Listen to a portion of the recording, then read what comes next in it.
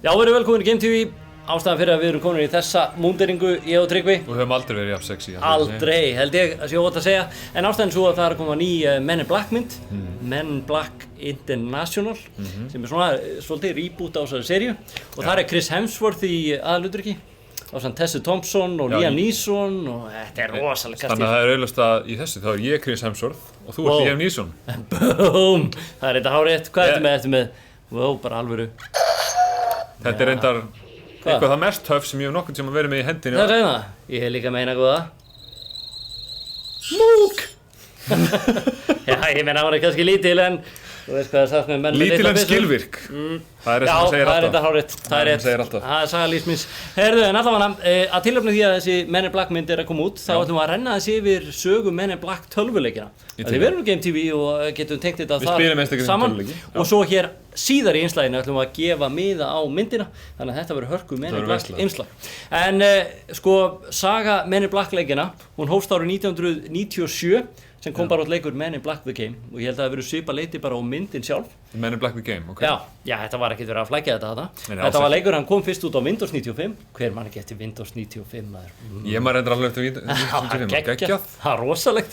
Og svo kom leikur líka út á PlayStation. Þetta var svona ævintýraleikur og hasaleikur. Gæst verið að slást og skjóta og svona fyrirtæki sem gera South Peak Interactive og þeir voru þekkti verið að gera svona ævintýraleiki á þessu tíma. Þannig að þetta var svona allt í lagi leikur, voru svona myndin fyrsta var náttúrulega risastór. Ég meina, þú veist, Will Smith og Tommy Lee Jones. Já, þetta var rosalegt. Svakalegt kombo. Já, þetta er held ég fyrsta grínmyndi sem Tommy Lee Jones tók þátt í og mér skil sko handritshöfundur á segjum daginn að Tommy Lee Jones fattaði ekki fyrir miðjum tökum að þetta væri grínmynd. Hann átti að vera mjög dramatískur sem hann alltaf var í myndinni allan tíma. Nú, svo hélt áfram árið 99 rekum við næst niður og þá var það fyrir Game Boy Advance. Áttu Game Boy Advance? Nei.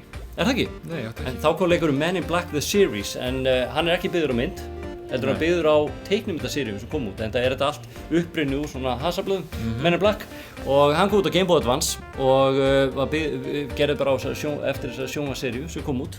Nú, svo var það 2001, þá var það Game Boy Color, manstu því? Game Boy Color? Áttur hann Ég átti hann ekki, en ég man eftir henni. Áttur enga tölvur? Ég átti enga tölvur. Hvað, ólstu bara upp við bara kert og spil eða? Ég bara, horfa vegg og eitthvað. Ég átti enga, bara eitthvað. Já, en hann kom úr 2001 og hann var líka að fylgja sjónvarpsþáttunum eftir og var svona ennþá svona í því lúkki og þeirri grafík sem að þekktist í þessi sjónvarpsþættir voru svona teiknimyndaþættir. Svona þannig að grafíki var þannig. Nú, svo sama ár, 2001, þá kemur út Men in Black The Series Crashdown fyrir PlayStation sem er svona endurgerðað þessum series. Crashdown, já. Og það er fyrstu persónu skotleikur. Okay. Það var svakalegur. Var það? Þetta er, já, grafíkin er ekki mikið til að rópa hóra fyrir. Þetta er náttúrulega í gamla daga, sko. Já, og hérna eru geimverurnar að reyna að ræna forseta Bandaríkjanna og alltaf þannig að yfirtaka heiminn og eyðileggja hann eins og gerist bara í þessum leikjum. Eins og gerist í tölvleikjum? Já, þetta voru 26 borð og hverju borði getur verið að sprengja allt í tætlur og leysa þrautir og svona. Það er fyrstu persónu skotleikur Men in Black. Decent, sem voru að sprengja allt í... Decent. Já, þetta er fárlega gott. Og svo árið síðar, eða 2002, kemur út leikurinn Men in Black 2 Alien Escape og hann er í rauninni gerður, það leiti er mynd nummer 2 að koma. Það er komna 3 fyrir þess sem er að koma núna og þarna getur maður bara farið í hlutverk Agent K og Agent J sem voru náttúrulega aðalmennirnir. Vá, ég var búinn að gleyma þessu. Varstu búinn að gleyma þessu? Já, en þetta var... Ég myndi að við værum Agent T og Agent O. Það er þetta fárlega hart. Það er grjóthart. En þessi leikur var svona þriðju persónu skotleikum, mjög svona arcade, mikið svona streifa til hliðana og skjóta í allar áttir og eitthvað svona stuð.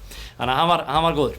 Nú svo var það næst bara árið 2012 og þetta er leikur sem ég man vel eftir. Ég var ekki mikið í þessum Game Boy vélum, en það var Men in Black Alien Crisis og þarna átti nú heldur betur að gefa í Men in Black leikina. Tókst nú ekkert allt og vel, en þetta var svona, hvað maður segja, shooter on rail, þetta var svona bara skotleikur sem bara leiðir gjössalega áfram. Þú veist ekki alveg hreyfti svona alveg frjálst, heldur gæst svona bara hort í kringu á einhverjum ákveðnum stöðum og skotið allt í tætt. Var þetta aldrei eitthvað hit? Geimverur og eitthvað stöð. Var þetta aldrei eitthvað major hit? Nei, þetta var ekki major hit, þetta var gáðið út í Activision og þeir voru svona með mikið backing í kringu þetta, ég man vel eftir þegar leikurinn kom út. Þetta átti að vera svona stóri leikurinn, þetta er að koma út, þetta er PlayStation 3, hún var svona heitast á Xbox 360, þetta var svona heitastu vélarnar á þessu tíma. En féll dálítið flatur og kom út svipað leyti og einmitt Men in Black 3 myndin. En nú er það Men in Black International og við ætlum að gefa miða á myndina.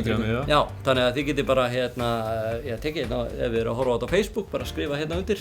Og mér dætti ég að við láta fólk skrifa bara undir uppáhalds kvikmyndaleikina, leikur sem gerður eftir kvikmynd. Mér líst vel á það. Ég held að það geti verið, og jáfnvel að við vinnum list úr því og birtum hann hérna eftir hérna. Það verður gaman að sjá hvað fólk er að fíla þegar það eru svona tölvuleikir gerður eftir kvikmyndum. Það er mjög gaman. En við ætlum að gefa miða, þetta eru einhverjir, við ætlum að gefa 10 heppnum miða fyrir 2.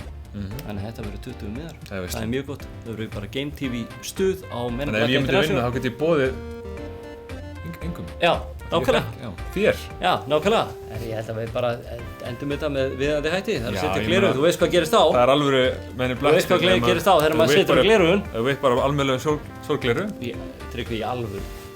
Hvað? Fórstu bara í Tiger og keyptir eitthvað drasl, sko. Þetta er bara mjög töff. Þegar ég er að vinna hérna með official merch, erst þú bara með eitthvað í alvöru? Þetta segir þess ekki töff það. Þú veist, Þetta við verðum bara að láta þig gleyma þessu. Þú veist, þetta mun ekkert virka, sko. Ég er með, þú veist, þó þessu bleik, þá eru þau góð. Þau mun samt virka, sko. Það virkar ekki á hann. Hættu þessu. Já, það er einmitt það sem ég segi, hvað er þetta, minnisdauð? Já, hann veit náttúrulega, þú veist, hann veit lítið dagsdaglega, nú veit hann ekkert. En allavega, Men in Black International er þetta eftir bíó, við skulum kíkja á trailerinn, en þangað til, skulum bara gleyma þessu. Side view mirror. Just point at the bad guys and pull the trigger. How you like me now? How you like me now? How you like me now? Welcome to the Men in Black. You will be with Agent H. How do I look? That looks like you don't know how to use a button. He's so yummy. Want to do this? Let's go! Move and I'll obliterate this entire island. You don't think we should have spoken about this before I get all speech? Frumsýnd 12. júní.